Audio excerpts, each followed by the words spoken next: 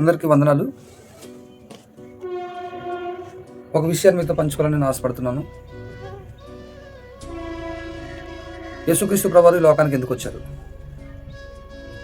వచ్చారు అనే విషయానికి మనం మాట్లాడుకుంటే, ఆయన వచ్చిన సందర్భాలు చాలా విషయాల కొరకు వచ్చారు ఆయన. అందులో భాగంగా ఒక మాటని నేను బలంగా నమ్మగలను. ఏంటి ఆ ఒక మాట అంటే, ఈ లోకానికి ఎందుకు వచ్చారు అంటే కనుక శ్రమ పడ్డానికి వచ్చారు.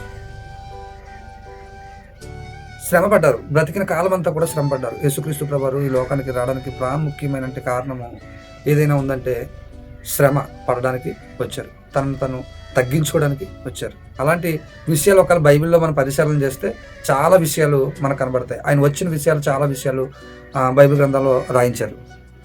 అయితే ప్రియులారా, ఈ లోక మనుషులుగా ఉన్న మనము, క్రైస్తవులుగా పిలువబడుతున్న మనము, చిన్న శ్రమ వస్తే మనం తట్టుకోలేం. చిన్న శోధన వస్తే మనం తట్టుకోలేం. ఏదైనా ఇబ్బంది మనం హ్యాండిల్ చేయలేని ఇబ్బంది వచ్చిందంటే మనం దాన్ని ఏం చేస్తామంటే, అయ్యో ఏంటి దేవుడు ఇంత శ్రమ పెడేశాడు, దేవుడు మాకు ఇంత శ్రమ పెడేస్తాడా దేవుడు నమ్ముకున్న వాళ్ళకి ఇన్ని శ్రమలా అని చెప్పి దేవుని దూషించే మనం పని చేస్తూ ఉంటాం. అయితే బైబిల్ ఎలా సెలవిస్తుంది? ఒకసారి బైబిల్ గ్రంథంలో మనం ఒక మాటని చదువుదాం. బైబిల్ గ్రంథంలో ఒక మాటని తీసి చదువుదాం. యాకోబు రాసిన పత్రిక 1వ అధ్యాయము 12వ వచనం నుంచి చదువుదాం. శోధన సహించువాడు, అలాగేస్తారండి, శోధన సహించువాడు ధన్యుడు, అతడు శోధనకు నిలిచిన వాడే ప్రభు తను ప్రేమించు వారికి వాగ్దానము చేసిన జీవ కిరీటమును పొందును. అర్థమవుతుందండి? ఎవరైతే క్రీస్తు విషయంలో శ్రమ అనుభవిస్తారో, క్రీస్తులో ఉండి ఇంకా క్రీస్తులోనికి వచ్చిన తర్వాత బాప్తిసం పొందిన వెంటనే శ్రమలు వస్తున్నాయి, కష్టాలు వస్తున్నాయి, ఇబ్బందులు వస్తున్నాయి అని అంటే కనుక అది మంచిదేనండి. శ్రమ మంచిదే. ఎప్పుడు మనం దేవునికి దగ్గరగా ఉంటాం ప్రియులారా, జాగ్రత్తగా గమనించగలిగితే అన్నీ బాగుంటే దేవుడు మనకి ఎందుకు అవసరం ఉంటుంది? అర్థవుతుందండి? అన్నీ బాగున్నప్పుడు మనం దేవుని స్తుతిస్తామా? మన దగ్గర లగ్జరీ కారు ఉండొచ్చు, లగ్జరీ ఇల్లు ఉండొచ్చు, కాలు కింద పెట్టుకుంటే మనం బ్రతికే రోజు ఉండొచ్చు. అయినప్పటికీ మనం అలాంటి సందర్భాల్లో మనం దేవుని స్తుతించాం. ఎందుకంటే పక్కన పెట్టేసే సందర్భాలే ఎక్కువ ఉంటాయి. కాబట్టి ప్రియులారా, జాగ్రత్తగా గమనించండి. శ్రమ చాలా మంచిదండి. శ్రమ అన్నది ఎందుకు మంచిదని నేను అన్నానంటే, శ్రమలో కొత్తగా స్టార్ట్ అయిన వాడికి కష్టంగానే ఉంటుంది, కానీ శ్రమలు నిత్యము అనుభవిస్తున్న వాడికి అది ఏంటంటే దాంట్లో ఒక ఎంజాయ్మెంట్ చూస్తాడు. ఏంటి ఆ ఎంజాయ్మెంట్ అంటే, యేసుక్రీస్తు ప్రభువారు ఈ లోకానికి సుఖపడడానికి రాలేదు. ఉన్న కాలం అంతా కూడా ఆయన 33.5 సంవత్సరాలు ఈ భూమి మీద పుట్టిన 3.5 సంవత్సరాలు, 33.5 సంవత్సరాల్లో 3.5 సంవత్సరాలు శ్రమ పడినట్లుగా, ఆయన శరీరాన్ని నలగొట్టుకున్నట్లుగా మనకి లేఖనాలు సెలవిస్తున్నాయి. ఎంత శ్రమ పడ్డారంటే మనల్ని రక్షించడం, కేవలం నిన్ను నన్ను రక్షించడం కోసం సర్వలోక మానవుల పాప భారాన్ని అంతా కూడా ఆయన భుజం మీద మోపుకొని, అర్థవుతుందండి, భుజం మీద మోపుకొని నీ నిమిత్తం, నా నిమిత్తం, నీ దోషాల నిమిత్తం, నా దోషాల నిమిత్తం ఆయన కలవరి శిలువలో ఆఖరి రక్తపు బొట్టు వరకు కూడా చిందించారు. శ్రమ. ఆయన సర్వలోకాన్ని కలుగు చేసిన దేవాతి దేవుడు, సర్వ లోకంలో నుండి ప్రతి మనిషిని తయారు చేసిన దేవుడు, భూమిని ఆకాశాన్ని కలుగు చేసిన దేవుడు, అర్థవుతుందండి, నోటి మాట తోట కలుగును కాక అంటే మొత్తాన్ని కలిగించిన దేవుడు. అలాంటి దేవుడు ఈ లోకానికి దీనికి వస్తాడంట, నీ నిమిత్తం, నా నిమిత్తం శ్రమ పడ్డానికి వస్తాడట. క్రైస్తువులుగా పిలువబడుతున్న మనము మరి మనకు చిన్న శ్రమస్తులకు ఎందుకు దేవుని దూషించే పని చేస్తున్నాం అంటే ప్రియులారా, క్రీస్తు స్వరూపంలోనికి ఇంకా మనం చేర్చబడలేదు. క్రీస్తు స్వరూపంలోకి ఎవరైతే చేర్చబడతారో, భక్తులైనటువంటి పౌలు గారిని కానీ, భక్తులైనటువంటి స్టెఫన్ గారిని కానీ, భక్తుల్ని ఎవరిని చూసినా సరే కానీ వారికి ఉన్న జీవితాలు శ్రేష్టమైన జీవితాలు అయినప్పటికీ ఆ జీవితాలన్నింటినీ కూడా పక్కన పెట్టి వాళ్ళు ఏం చేశారంటే క్రీస్తు కోసం శ్రమ పడ్డారు.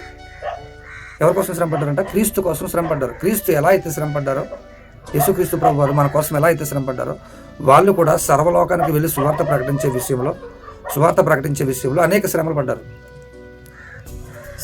కాబట్టి ఇవాళ ఒక ఉన్నత స్థితిలో లెక్కించబడ్డారు.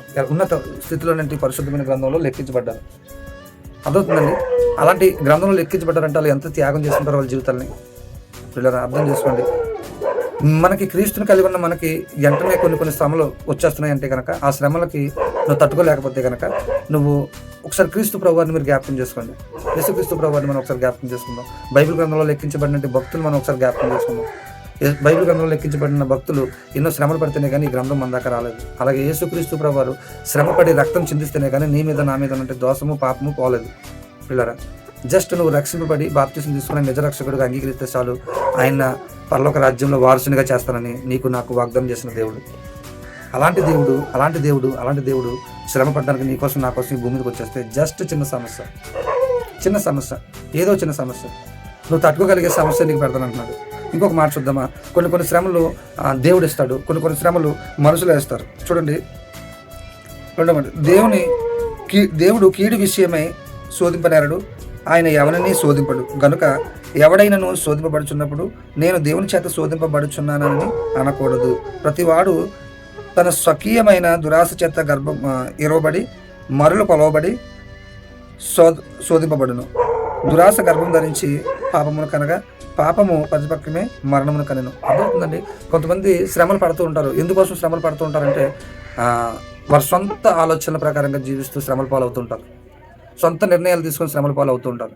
అలాంటి శ్రమల పాలు అవుతున్న వారి కోసం నేను మాట్లాడలేదు. కానీ క్రీస్తు చిత్త ప్రకారంగా ఎవరైతే బ్రతికారో, క్రీస్తు ఆలోచన ప్రకారంగా ఎవరైతే జీవించారో వాళ్ళకి శ్రమలు వచ్చాయంటే ఒక అర్థం ఉంది. ఆ శ్రమల్లో దేవుడు ఏం చెప్తున్నాడంటే, నువ్వు శ్రమ పడినప్పుడు నువ్వు ధన్యుడివే, నేను నీకోసం శ్రమపడి శరీరాన్ని నలగొట్టుకొని నీకోసం నేను రక్తాన్ని చిందించానని బైబిల్ గ్రంథం సెలవిస్తుంది ప్రియులారా.